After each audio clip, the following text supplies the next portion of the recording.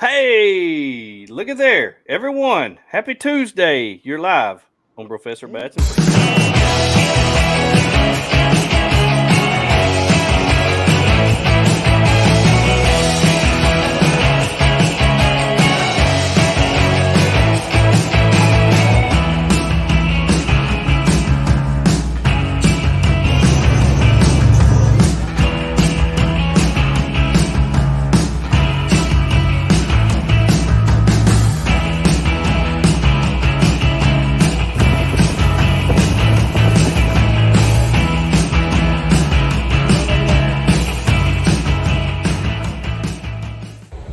This video.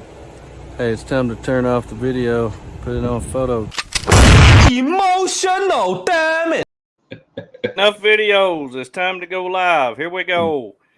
Oh, man. happening? What a week. What a week. Here we are on Tuesday, April the 19th, 2022. Tony, welcome to the show. Glad that you're Thank here. you. How's Thank things in you. Northwest Arkansas? It's good, buddy. It's good. We're doing Yeah. real good. Trying to Yeah. get some regular work stuff done this week, and Oh, I forgot. You actually have a job. yeah. Yeah, I thought you were a trailer builder, fabricator, all that kind of stuff. Some days Hmm. I have a job. The other days I Jeep and do trailer You just stuff. Jeep. Is Yeah. Jeep a verb now? It is. I Okay. just Jeep. Yeah. Okay. Oh, so it's one of them crazy words that Yeah, can yeah, do just about yeah. anything. That's right. Okay. Well, I don't Jeep. I've never been Jeeping, and Yeah, you have.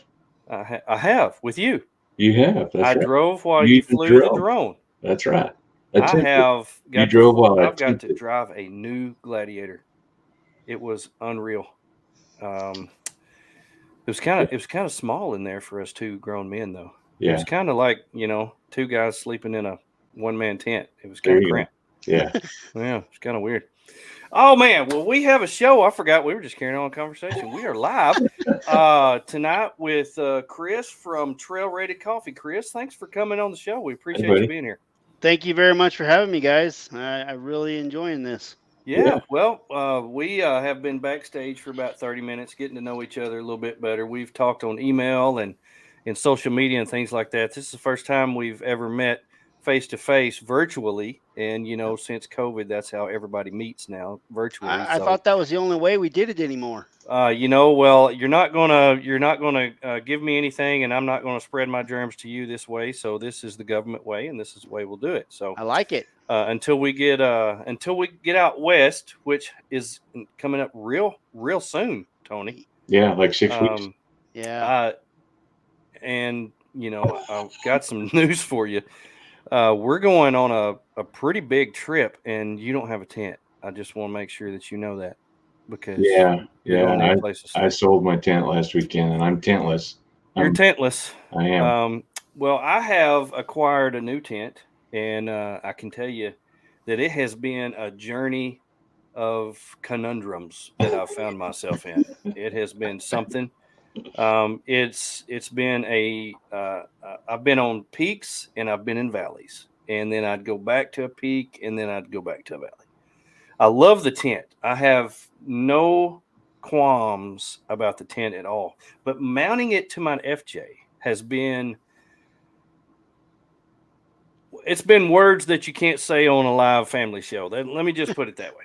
So it's been a time, because it's longer than my rack is, and then we had to kind of finagle it with your Rhino rack mounts to put it way up there, and it was almost like a parachute getting the thing home, because I had all this space. I had a space like this big between my rack and the tent, and if anybody went to More Expo in Springfield, Missouri, I've got one word for you: wind.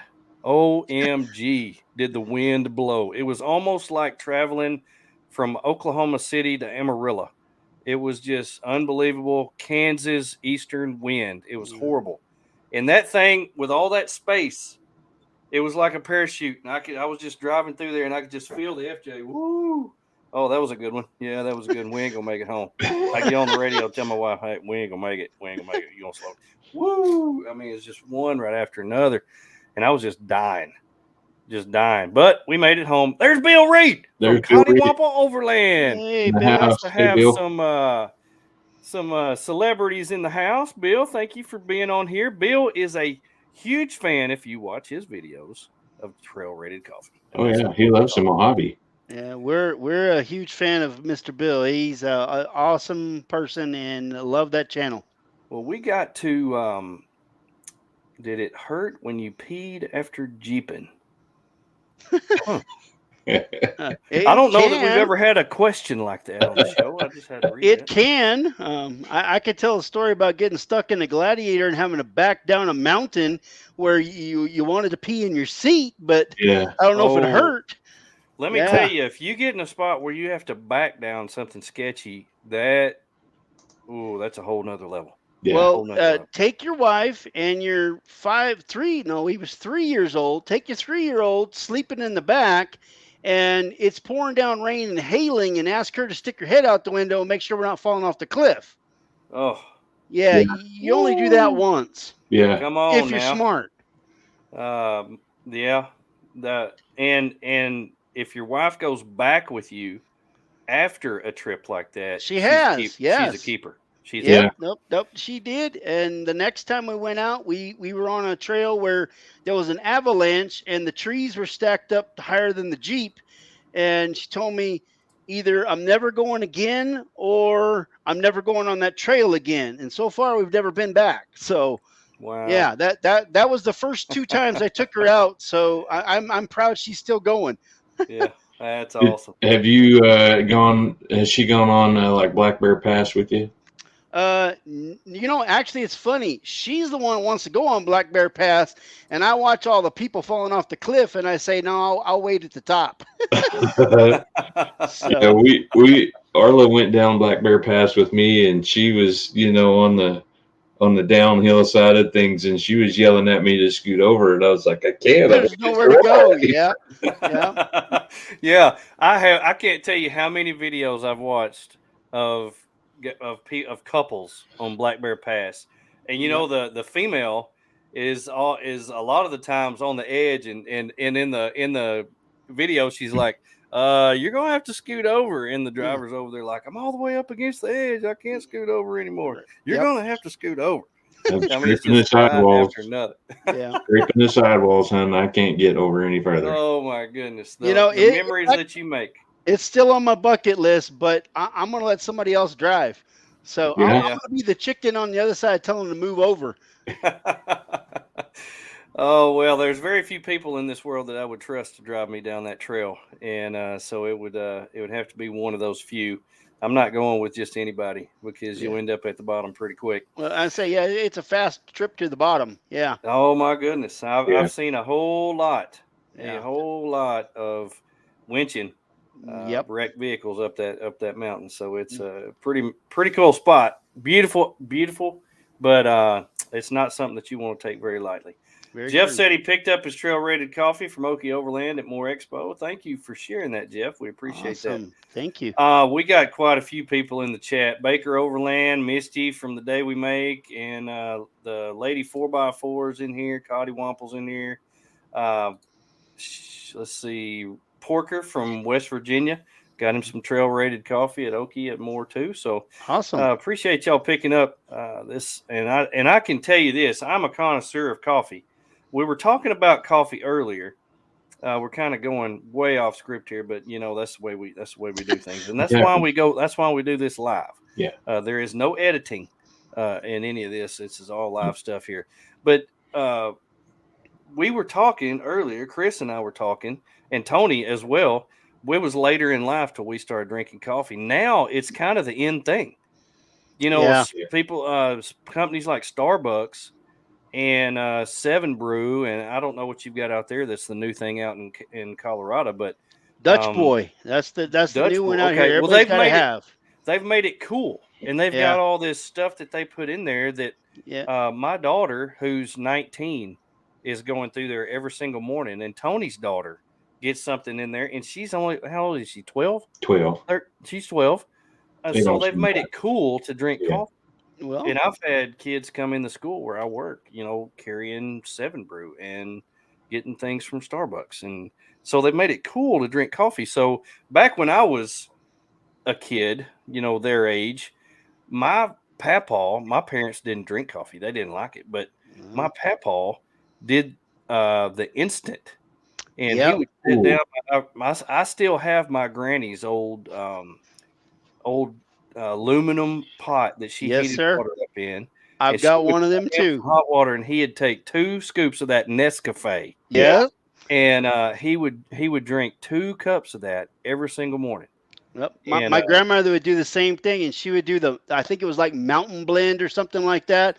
It was like putting Pop Rocks in there. It was horrible. And my grandmother used to do the same thing, and that's what took me for so long to drink coffee, because I never knew coffee was good till I got older. So it was horrible. well, when I was older, it's probably about 10 years ago, and I was telling you all the story. I worked outside. It was horribly cold. And, in Arkansas, we have a high humidity. So when it gets down in the teens, it is bitterly cold. And I had worked an accident or something, and I came back in, and they had a pot of coffee made, and I just downed it. And it made me feel so good. And I was like, oh, that was actually good. Yeah. Yeah. And, I drank some more, and then I've got to experiencing the different flavors and what they call notes of the different coffee. And then I traveled to Italy, where they drink coffee a completely different way. They drink it in little shot glasses. Right. And then I went to Brazil, and they did the same thing. And I asked for a cup to get some coffee over there, and they're like, no. Yeah, I'd say no. You don't want a cup of this. You might not live through that.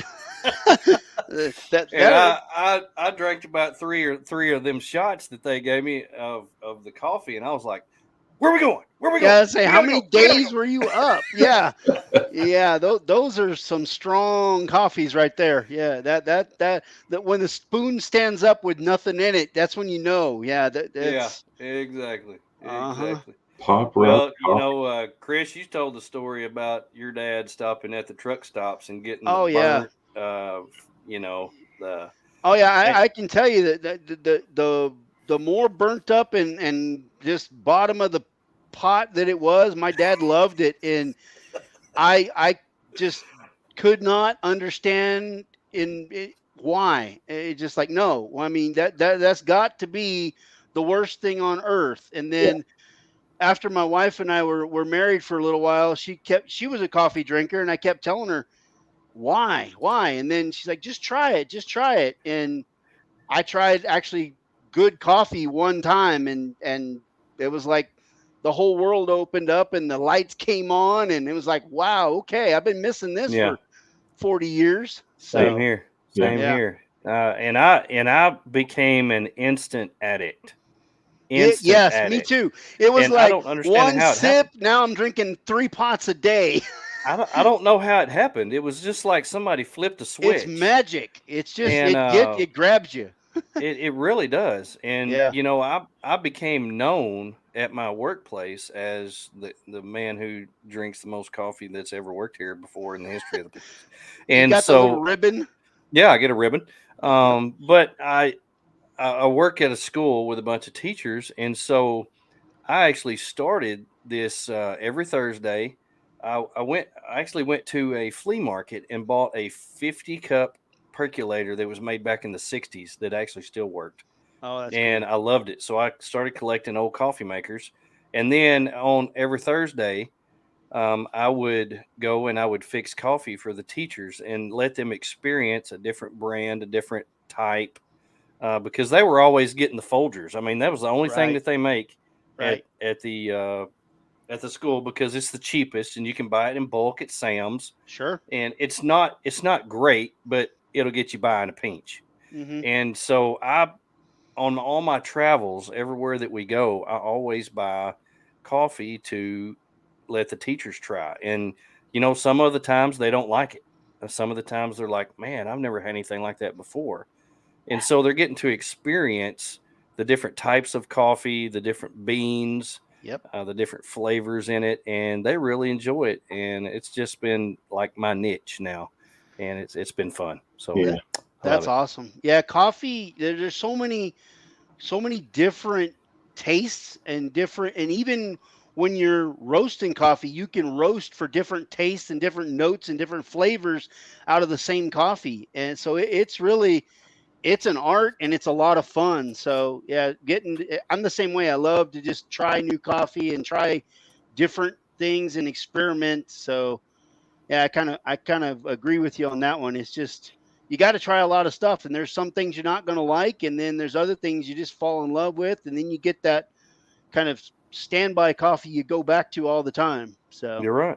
It blew my mind when we got out to Porker's house and all the different kinds of coffee that he has. Yeah. That's another thing that I got him hooked on. Yeah. I got him hooked on cast iron. And I yeah. got him hooked on coffee, and he's probably got more in his freezer than I have in mine. But I had a friend who used to work for his delivery service in Lexington, Kentucky, and he would deliver Starbucks to all the Starbucks in Lexington. I think there's like 26 Starbucks in the city of Lexington, and he would come all the way from Indiana and deliver coffee to Starbucks.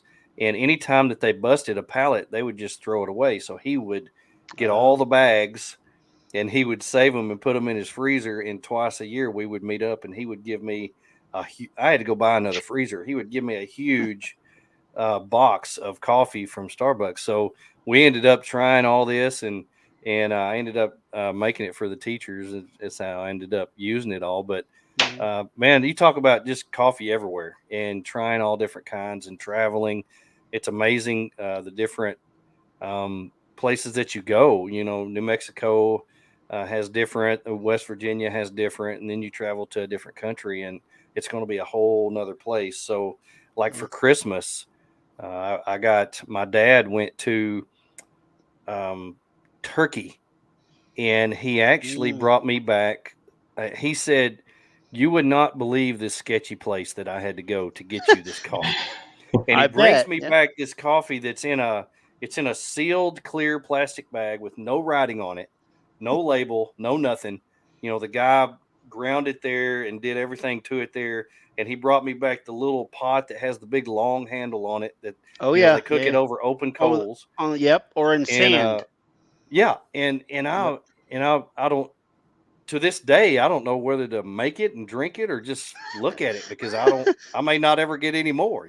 Right. It's one of those things where it's more of a souvenir than it is an experience, but that's real cool. So, but here we are, we're going to talk about coffee and we're going to talk about overlanding and how coffee mixes in with overlanding. And I've got several things to ask Chris, and especially getting to know him a little better and the company, but we're going to take a little break, say thank you to our sponsors and get a little bit of a coffee break ourselves. So we'll be right back. Hi, this is Jerry from Tembo Tusk. This is Aaron with Artemis Overland Hardware. Hi, I'm Matt. I'm Kara from Ozark Overland Adventures. I'm Adam with Oki Overland. I'm Tate with Overland Spices. Hey guys, what's up? It's Drew with Rock Squash Designs, here with the Rock Squash. This is Jeff. Bad Academic Cup. Hi, I'm Julie, the Overlander next door. And I'm Phil from Down to Mob. And you're watching. And you're watching. BROfessor. Bats. Bat. Crazy. Professor Bats and Friends. Professor Bats and Friends. Professor Bats and Friends. The Professor Bats and Friends. Professor Bats and Friends. Sponsored by Artemis Overland Hardware in Springfield, Missouri. More Expo. Tackform Mounts. Trail Rated Coffee. Linson Solar. Howling Moon Tents and Awnings. Big Iron Overland Rally, June 10th through the 12th in West Mineral, Kansas. Mountain Hatch. Lifesaver Water Filters. MC Ranch Overland. Snowmaster Fridges. EcoFlow. Timbo Tusk. Dynamics Lighting. And our good friends at Midland Radio. Thank you for joining our show. No pros, just bros on this show. Thank you for being here. Here we go. No pros, just bros on this show. That's what I'm talking about. That's right. Well, Chris, we have Chris Gaines from Centennial, Colorado, live from his mother's basement, and he's I coming wish to we us. had a basement. Oh, he's coming to us live from Centennial, Colorado. The owner, curator, maker, coffee. He does it all for trail rated coffee. Chris, tell us a little bit about yourself. For those of us who have never met you in person, introduce yourself to us. Let's get to know you a little better. Well, I'm Chris, and I'm 50, 51. I don't remember, but been here a little while. Married. I got one son, Jack. He's 7, and we love overlanding, outdoors. We love living in Colorado and being able to hit out to the mountains. So we've kind of do some fishing and all types of outdoor things. So that's some of the today. In the background, I've raced motorcycles and all kinds of other things. So had a real fun time doing that. I worked for a little while as an environmental engineer. So and then I all my hair turned gray and I gave that up. So I got into coffee, and that brings us to here. Excellent. Nice. I way back, I actually grew up in you were talking earlier about the humidity and stuff in the cold. I grew up in Texas where it's humid and cold, and as soon as I could, I left there and came to Colorado where it's warm. A lot of people don't associate Colorado with being warm. Well, it's April, and it was about 50 degrees or 30 degrees the other night, and today it's 70, and tomorrow it's supposed to be 80. So I think Monday we'll probably get snow again. So you never know. Sounds here. like Arkansas weather. Yeah, it's just kind of crazy. So yeah, this time of year is always crazy with the different stuff blowing in from the Gulf and the West Coast and all that stuff, and the snow melting, and then it's snowing again, and it's just unbelievable. You never know when winter is going to be over in the mountains. I don't think it's ever over here officially, but so you're just outside of Denver, is that right? Yeah, we're South Metro, so we live. It's just the edge of Denver. So okay. I wish I could say that we used to be out of town, but town's past us now, so we need to move further out. Yeah, well, I definitely understand that. Yeah, too peoply. Yes, too peoply. Yes, Tony has coined that phrase. Way too peoply. That's a good one. I'm gonna have to use that one. That's a good one. Yeah. Oh man, that's funny. Well, how did overlanding become a part of your life? It actually is quite a while ago. I had a friend who was from Australia. He was actually one of my old bosses, and he kept telling me, you got to go overlanding, and I of course had no idea what he was talking about, and he kept telling me, you got to go to the Mojave Trail, because at the time I was living in California, and the guy's name's Don. I kept saying, Don, I don't have any idea what you're talking about. And he said, well, if I ever get there, I'm going to take you. And, it's like everybody always promises they're going to do something. Well, he came over and he said, no, we're going to go. And so at the time I had an XJ, and the two of us loaded in the XJ, and we went out there, and he had the first thing I ever saw. It was a swag. He brought it from Australia. Never seen one before. And I thought, well, you're sleeping in this coffin out in the middle of nowhere, and the spiders and the bugs and all this. And man, this is awesome. Yeah, I can't wait to do this. And then he ate everything out of a can. So he didn't cook anything. It's like cold beans, cold peas, whatever. That was all he ate. And he was like, isn't this just fun? And I kind of thought, well, yeah, sure. And then we got out there the second or third day and really started watching some sunsets and got away from everything. And it was like, okay, this is really nice. We just need I need the rocks that are under my back to not be there.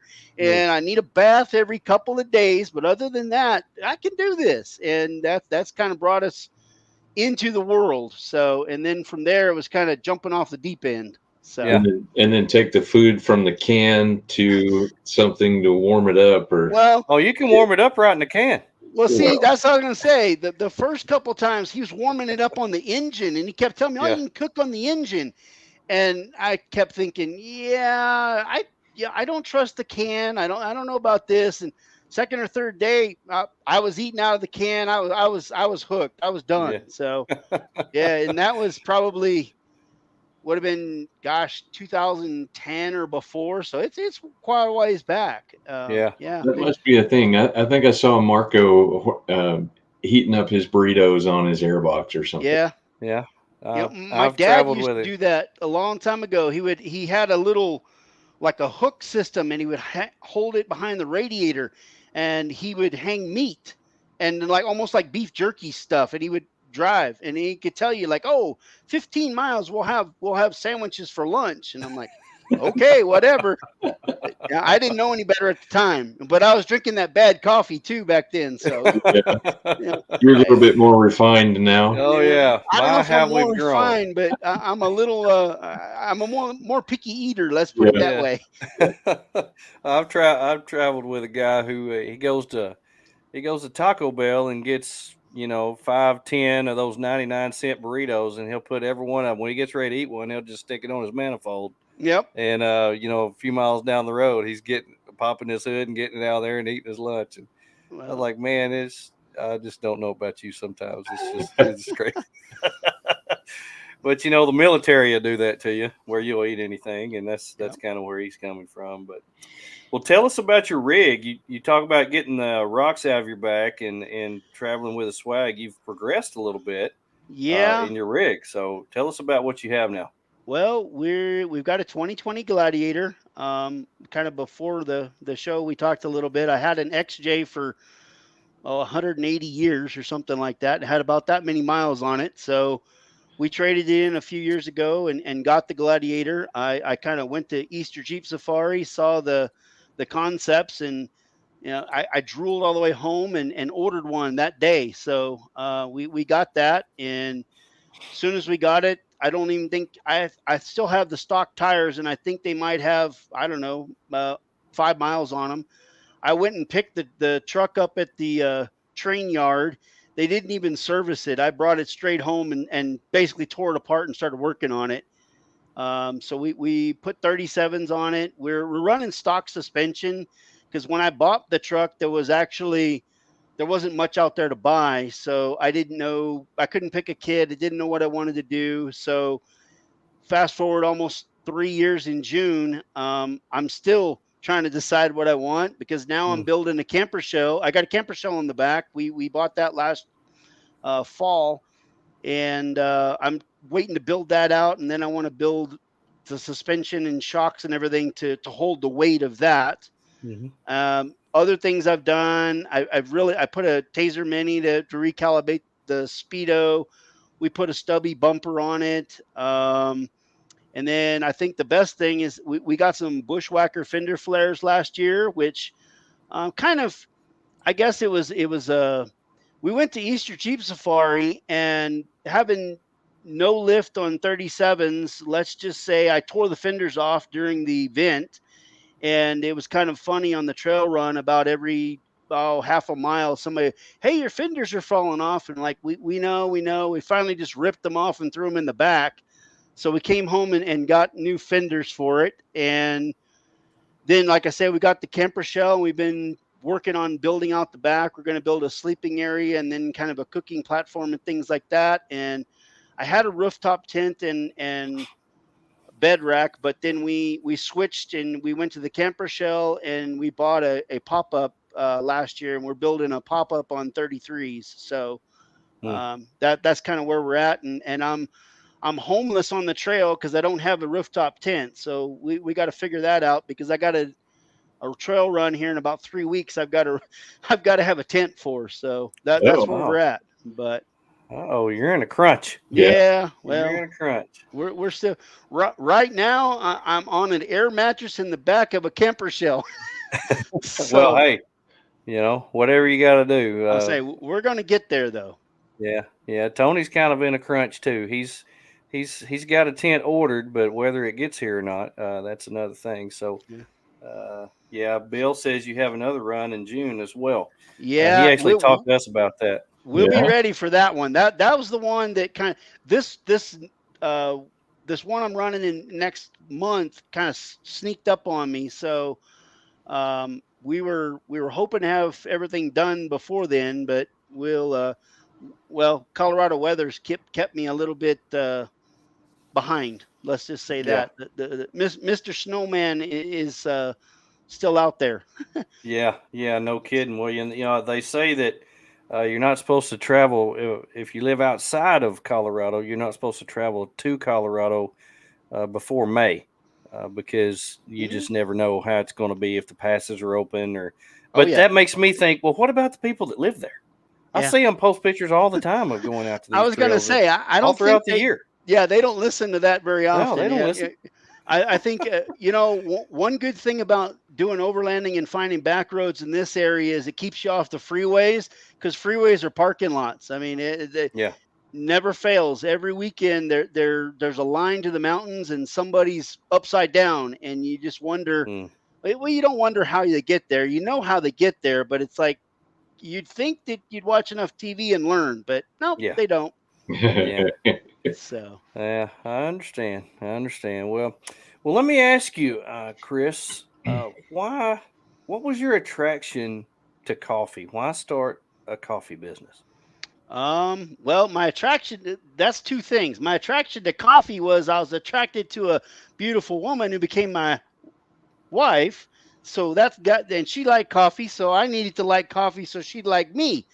But, yeah, like every guy, hey, well, that's Hey, you what you do got to what you do. have to, bro. That's right. Do what you have to. And growing up drinking that truck stop coffee, I just like, well, let me just close my eyes and get this stuff down here and hopefully it'll work. And then fast forward a few years, we actually went on a trip and we were out in Hawaii and we went to Kona.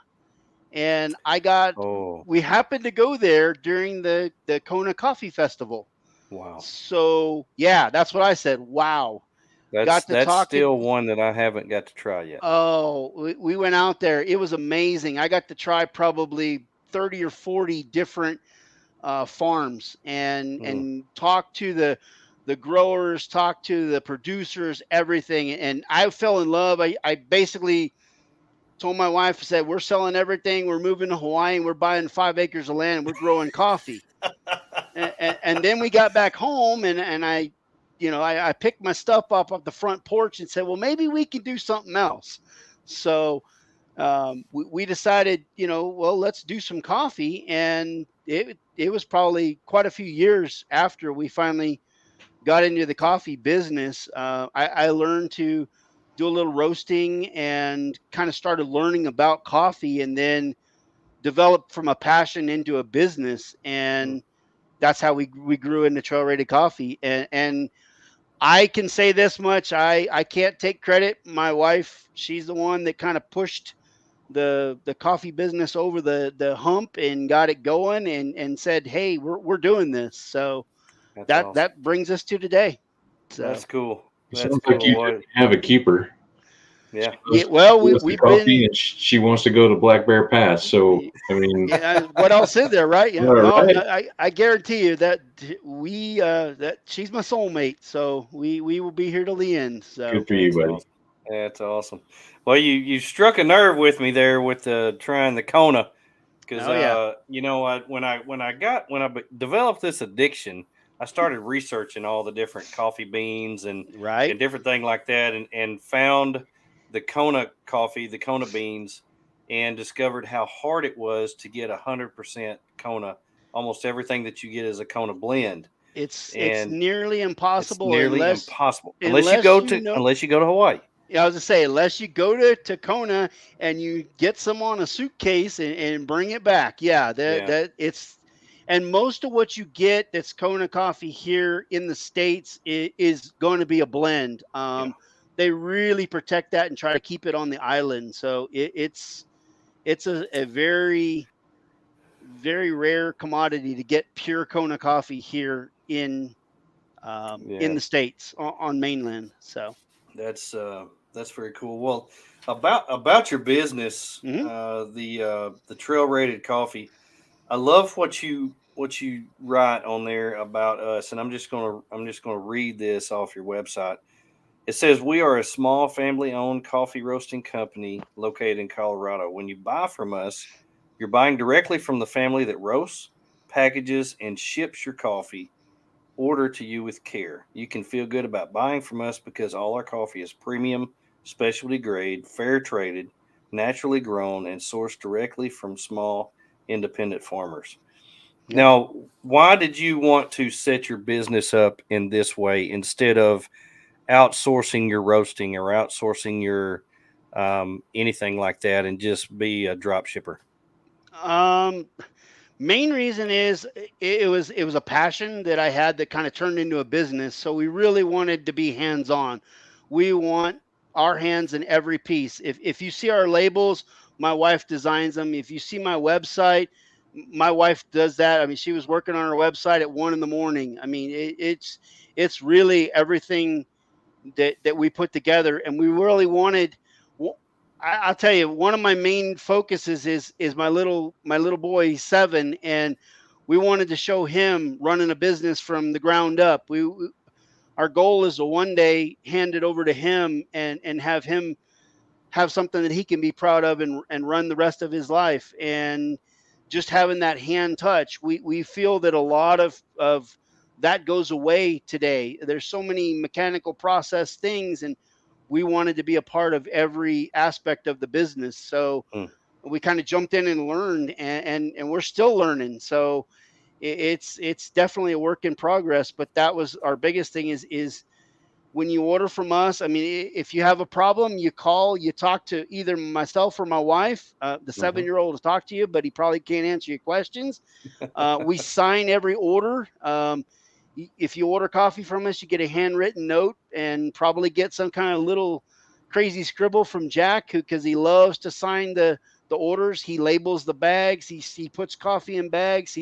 I've had him roasting a couple of times. He's still a little young for that, but yeah, we just wanted our hand in every aspect of the business because it's a passion, and it's something that we love. That's our main thing. And then the other thing is just bringing that, I guess, the love of our family to our coffee, and hopefully that translates to the people that buy it, and there's nothing better than that morning they wake up in the morning, and they're drinking a really good cup of coffee, and to know that we had a hand in everything. So Yeah. drop shipping wasn't an option. It just didn't. We didn't want to go there. So Well, that means a lot to me, a person who really takes pride in everything that I do. And I see all the time where companies are trying to save a little bit by outsourcing or yeah, trying to cut corners in order to save costs or do that. But when you go that extra mile to put everything that you've got into it, to dedicate your family to it, to have yourself in the process from start to finish, even the little bitty details of writing that note or signing that, the invoice or yep, putting that in there, putting the sticker on the bag. yep. That's just outright cool Yeah, I tell to you, me. there's no unfortunately there's no mechanization to it other than the roaster. I mean, it's all by hand. So, and I know that as we grow, there's going to be some point when we can't do that, and I hope and pray that we can get to that point at one Mm. time. But we're still going to have a hand in it, and I mean, keeping people employed is a big thing, and then letting it grow, just being a family business. And I mean, I grew up in a time when families ran their own businesses, and I just want to bring that and bring it back and show my son, and hopefully share it with other people. So that's why we did it.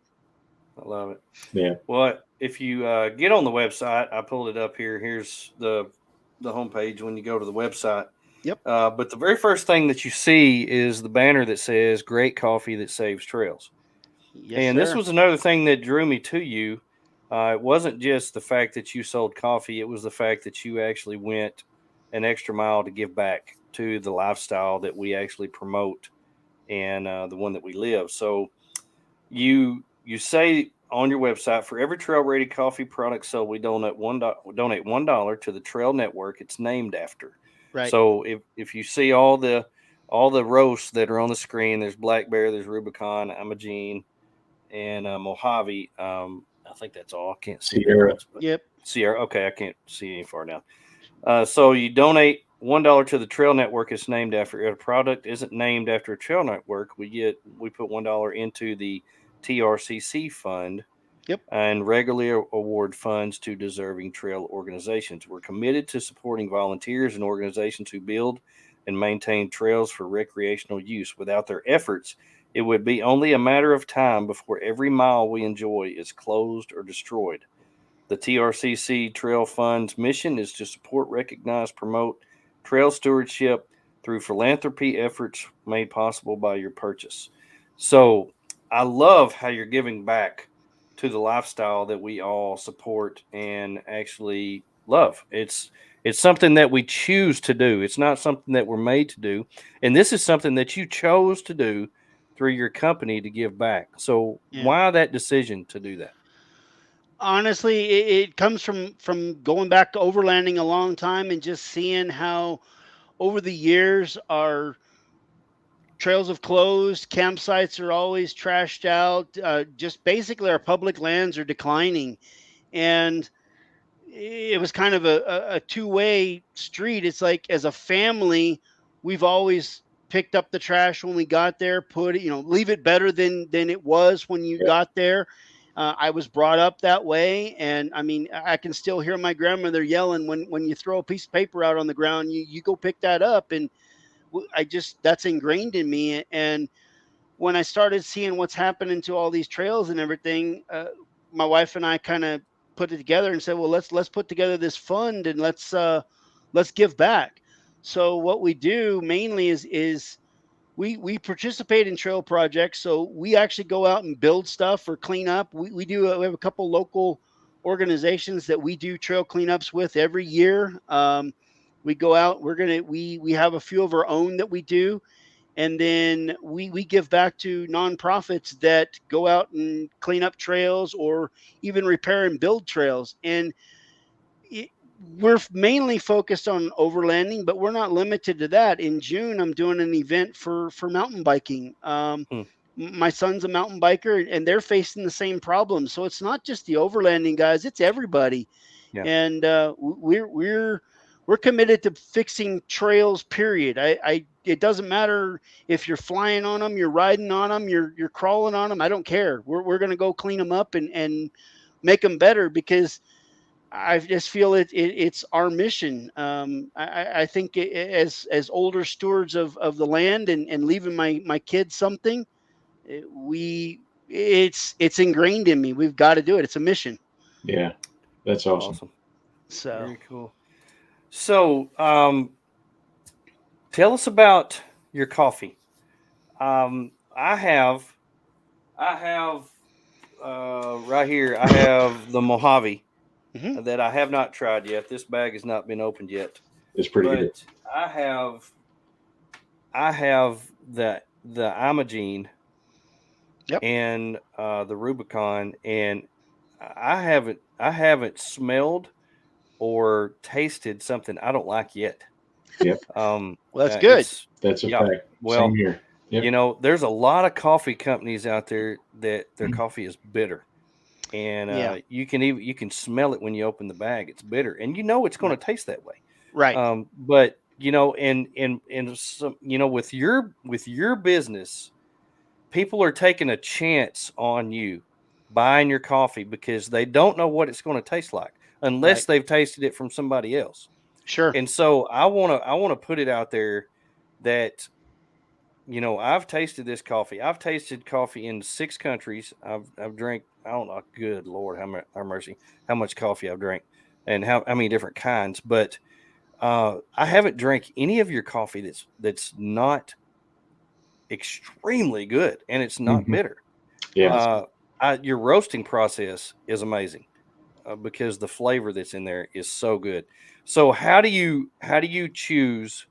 How did you choose in the beginning to do these roasts and to name them and all that, and put the little notes of, I'm reading about the black bear on here. So Yeah, when I I pull love up the the black notes, bear the names. on here, I absolutely love the black bear. It's so good. And so when I read about it, it says it has chocolate, butter, pecans, and fig. Those are the tasting notes. Yep. And so give us a little story about your coffee, and I don't really know what to ask because I don't know how to make it. I've never roasted coffee before, so this is all new to me, but I love it. So I'm interested. Well, we kind of going back to where we started in the Kona coffee, and that was kind of where I leaned to and liked a lot. And if you trace Kona coffee back, you can trace it to Guatemalan. So they kind of started from a Guatemalan coffee, and we made some partnerships with a few local farms in Guatemala and Colombia. So Hmm. we tend to lean towards those two beans. And we have a couple of different, well, actually several different farms that we work with. So we'll take those either in a raw, just a pure Guatemalan or a pure Colombian, or we'll do a blend of those. And we start with maybe either 100% or maybe a 50-50, and we'll kind of trade secret, play with some ratios until we get something that's really Yeah. smooth. We kind of have an idea of what we want to, what outcome of coffee we want in the end, and we kind of try to build to that. When we're roasting, we roast on a graph, so Hmm. we get a roast profile that we really like, and we go through a tasting process. We go through, we try it after it's first roasted. We try the beans beforehand, and once we get to a roast profile we really like, we kind of take it from there and really hone in on it and try to get the the flavor we're going after. And Hmm. then you mentioned the bitterness. I've always really kind of despised bitter coffee, so we go out of our way to try to make that coffee not be bitter. And you'll notice that most of my I don't make a light roast coffee, and a lot of Mm. people will come up and ask for a light roast, and I always give them to one of our mediums. I say just try a medium, because we don't over roast our beans. We Hmm. when you're roasting beans, you have first crack of the bean, and a lot of times, kind of a terminology, we have our first crack in the actual cooling bin. So our coffee it stays really fresh. It doesn't sit in the roaster a long time and just get that bitter burnt, catching all those notes from the burnt side. So we roast a little bit to the light side. Our mediums are more of a I guess an American light roast, but Hmm. that's one of the things we focus on, and we really, I think our best, we make the connections with our growers that we can get good quality beans and bring them in. And we've had a few coffees that we actually couldn't source the beans, so we'll actually discontinue a coffee if we can't get the quality we want. We won't just keep selling it. Yeah. And I think that's one thing that separates us, is we really try to focus on the quality of the coffee and making sure it's something we like, and that we want to drink. And again, goes back to that family thing, is I drink my coffee all day long, so I want other people to enjoy it. And if it's bad and I don't like it, probably most of people aren't going to like it either. So Yeah.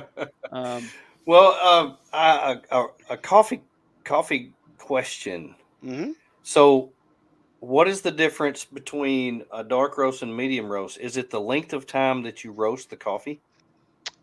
Yes. Okay. So technically, a so when you're roasting coffee, the beans actually will crack inside the roaster like popcorn. Okay. So and then so you put in your green bean, and the first stage of the roasting, it turns like a yellowish color, and then the second phase of that is the chafe comes off. So if you can imagine like the little skin on a peanut, your coffee beans will do that. So that you chafe and then you kind of heat it up and you burn off the chafe and blow it out of the system. And then that's really when you're starting to roast. And inside the roaster, the beans will actually crack and you'll hear a crack. And anytime after that first crack, you can drop the beans, and that's either light roast or medium roast, depending on how long you leave them in the roaster. Now, to officially be second, or to officially be dark roast, it's got to go to second crack. So there's a second crack is when the moisture of the bean actually explodes out of it. And once you get that on paper, you can call it dark roast. So, and that's kind of I don't know if that's it's more of just a roasting. That's why I was taught. So that's what we go by. And that's really the difference between a dark and a medium is that second crack. Whether it's in the roaster or in the dryer is how long it is roasting time. And that's what kind of, I guess, gives it that really dark flavor or a little milder flavor. So the bitterness that comes from coffee, does that come from the bean or does that come from the roasting process? It could come from either one. It depends on depends on the quality of beans. That's a whole science in itself. The beans have to be a particular humidity ratio. The length of drying, it could, atmospheric conditions can change it. So there's a lot of factors that can make a coffee bitter. Most of the time, it's either been sitting for a long time and it's I don't want to say stale, but it's gone stale. Yeah. Or it's been over roasted. Yeah. Okay. Well, I've always wondered that because a lot of the smaller boutique companies like yours, most of the time, if none of the time, their coffees are bitter because they don't order in bulk and their beans don't sit around for a long time. So it's mainly just the bigger companies that you get that I've experienced that have the bitter coffee. Well, so I've always wondered that. It also has to do with you can actually over roast the beans a little bit and get a little more out of those. So it's also a profit as well. A little bit of on that side. I mean, I won't say 100%, but it could lean that way. Now on your, I love on your website. You said your wife built the website. She's done a fantastic job because if you don't know what kind of coffee that you will like, you have the coffee quiz that you can go in there and take, and then you will recommend to the person that's on their website what you have that you believe that they would like.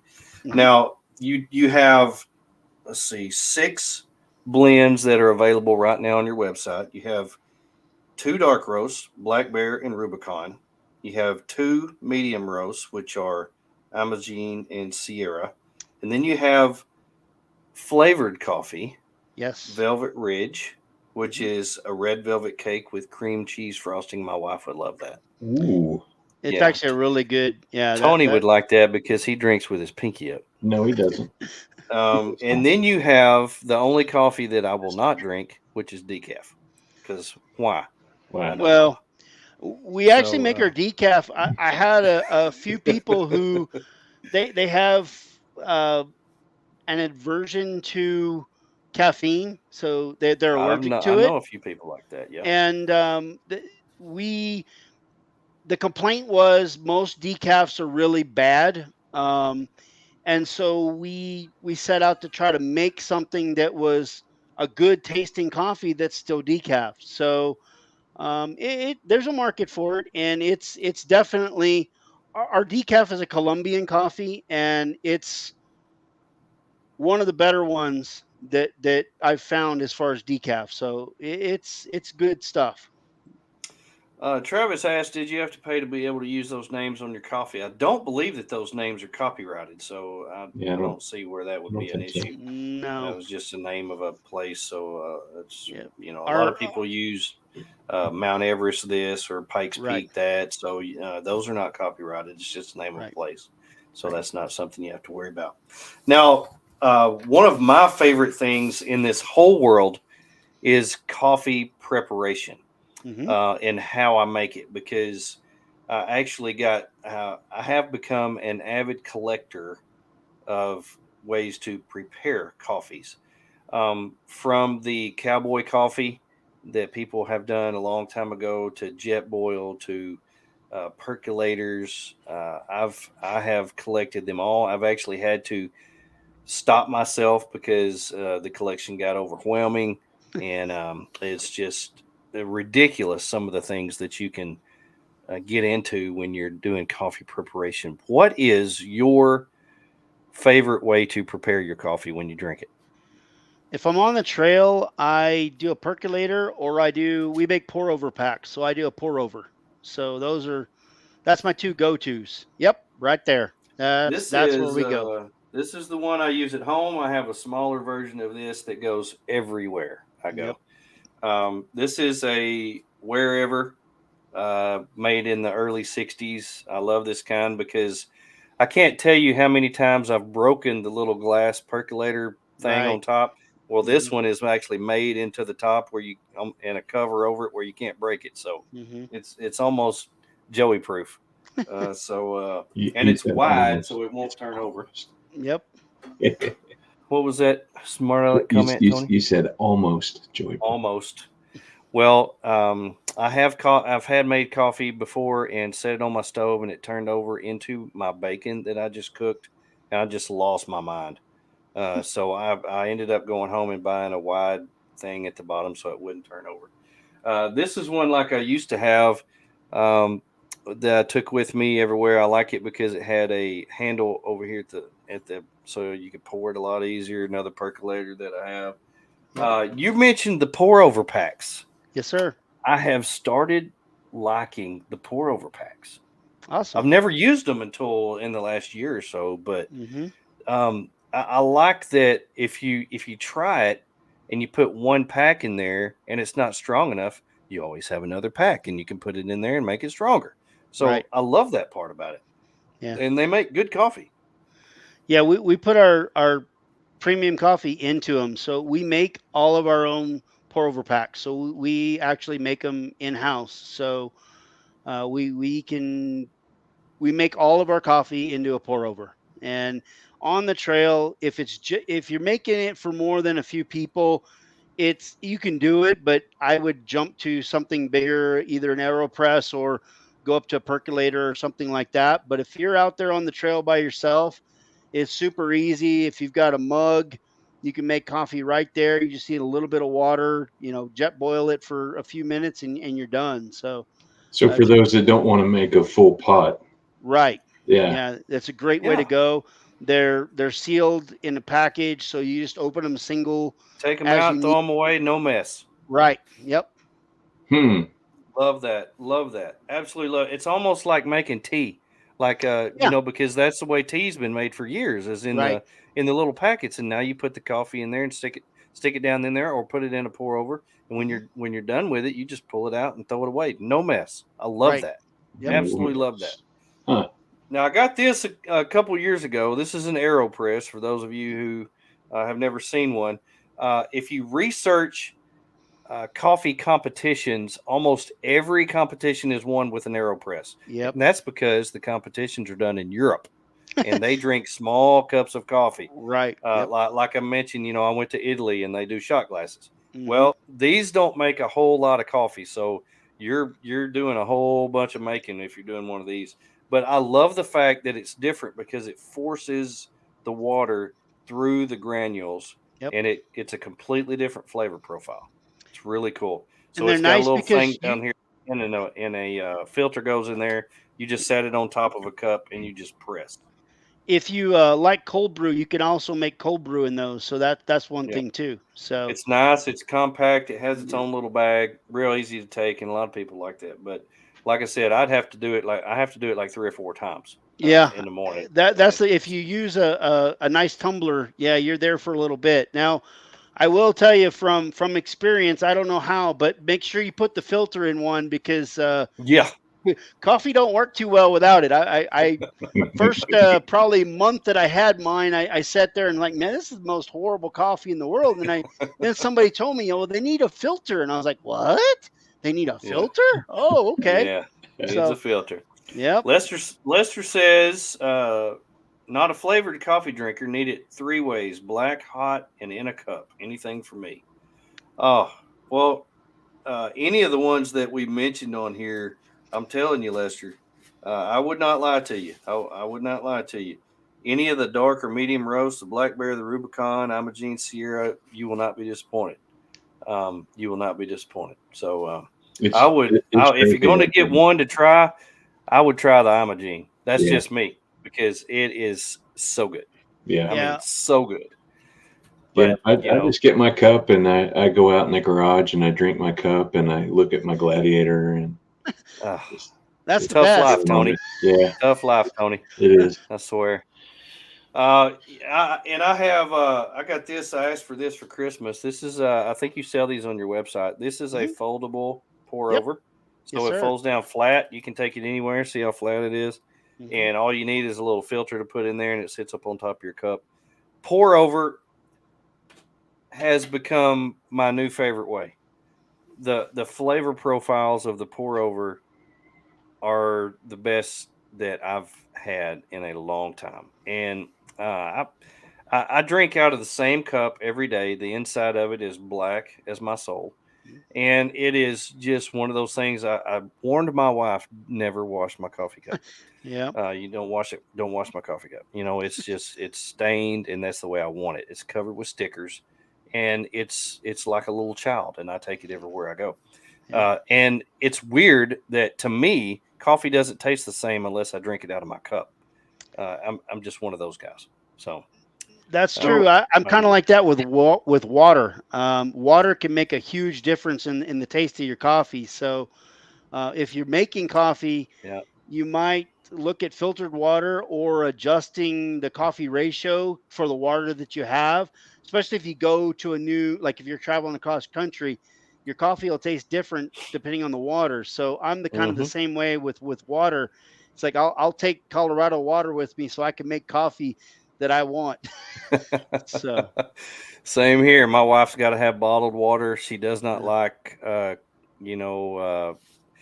when we go places, I always fill up the trailer with the water hose from outside. Oh, and man. she said, "Oh, Don't you can't start a fight in don't be my making family. coffee. Don't be making coffee with the water hose. Water. That's a fight with my family too. Yeah, I grew up drinking out of the garden hose, and oh man, me and my wife can go round and round about that one. Yep, yeah, I'm right there with you.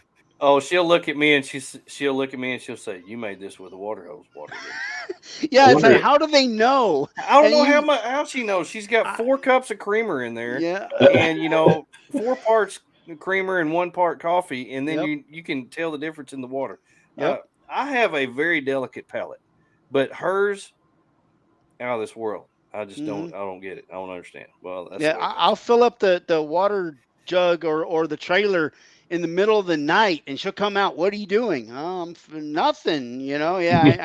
I know how that goes. Yeah, you got to have a special water hose and all that, and don't be putting nothing out of the water hose. So, yep. Maybe the Lifesaver water filter will take the water hose flavor out of the water. Maybe so. We'll have to try that out, Tony. We'll have to try that out. That's the biggest filter I've ever seen in my life, so it's got to do something to it. Yeah.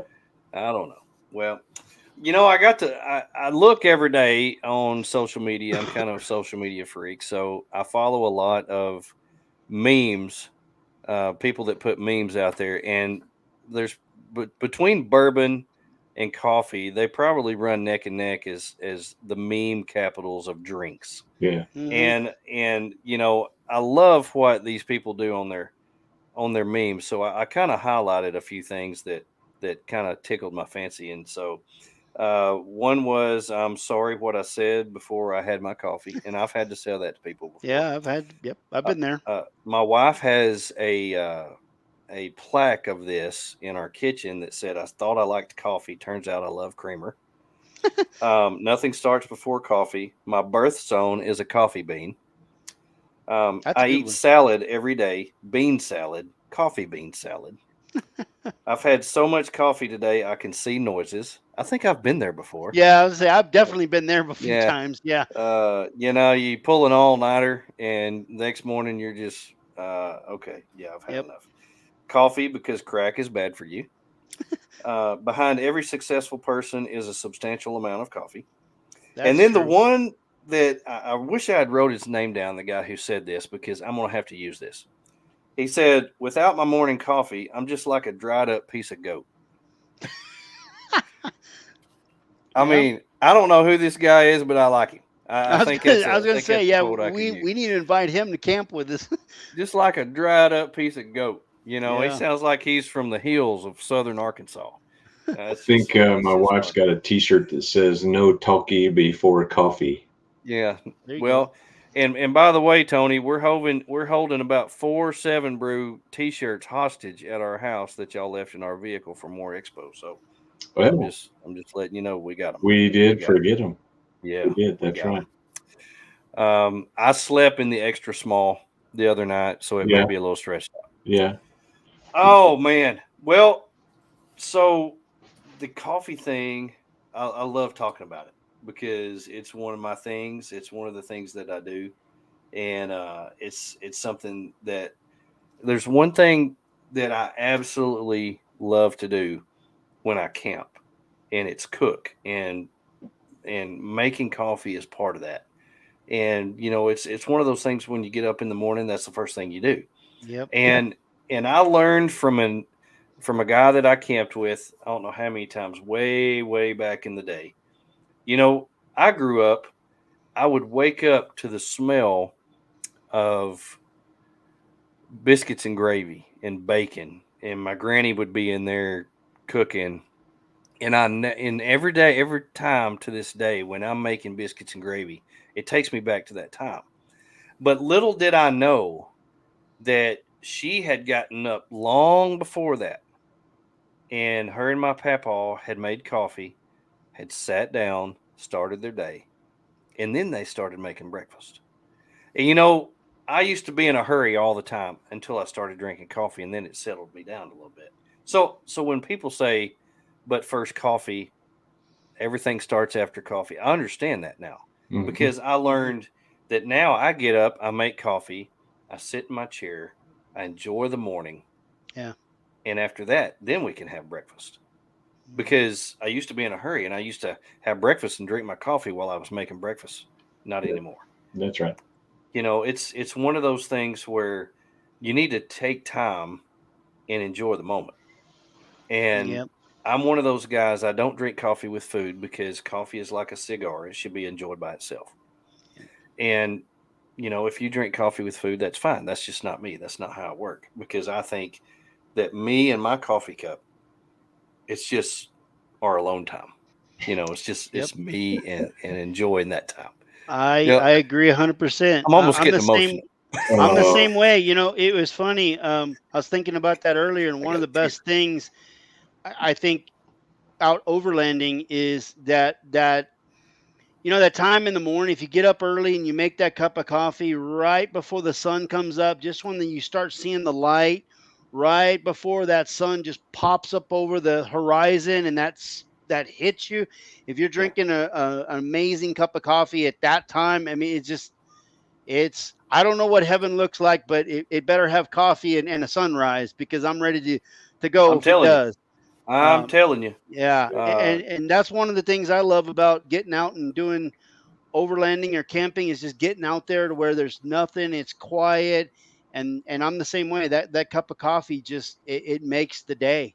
Just you and your coffee and your Gladiator. Yep, there you go. Yep. Well, I don't have a Gladiator, but I do have a cup, and I do have some good coffee. So I'll just look at your Gladiator, Tony. There you go. That's what I'll have to do. Well, man, Chris, I really appreciate you coming on the show with us, and getting to know you a little bit better has been a treat for us. And to have you and Trail Rated Coffee partner with us and sponsor the show is an amazing thing for us, and we couldn't be happier about being a part of such a family-run business that gives back to the lifestyle that we love. And we want to say thank you. Yes. Well, I want to say thank you for reaching out, and definitely thank you for partnering with us. And we mean it from the bottom of our heart. Our family, we appreciate it very much. So Well, thank you. We truly enjoy it. So I want to encourage everybody to go to trailratedcoffee.com, order some coffee, some swag, sign up for a subscription, whatever you need to do to support Chris and his family. And they're one of us. It's not somebody out there that's just trying to sell you some coffee. They're actually one of us, living the lifestyle and doing some cool things. I want to remind everybody that we are doing a Midland giveaway on our social media. So make sure you go to the Overland Philosopher Bats Off-Road on our Instagram and sign up for our giveaway. We are giving away a Midland Micro Mobile radio. Going to be shipped right to the handy dandy winner that we will announce next week live here on our show when we have Brad Brazel from Go Explore USA. Good friend of ours, starting up a new business where he's going to lead people out who really don't know what they're doing. I think it's going to be cool to talk to Brad and see what he has going on. Man, what a show. Appreciate you guys. This has been fun. thank you for having us. We really appreciate it. You bet you. Well, I hope everybody has a wonderful week. It's only Tuesday. We only got about 3 days to go before the weekend. I hope everybody has a wonderful week. Get out there and live the best life you could possibly have while you still have time to do it. Look out for number 1.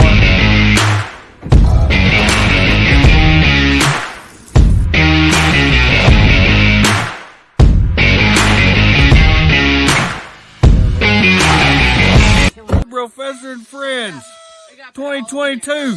Woo-woo. Thank you for watching. BROfessor, Bats and Friends.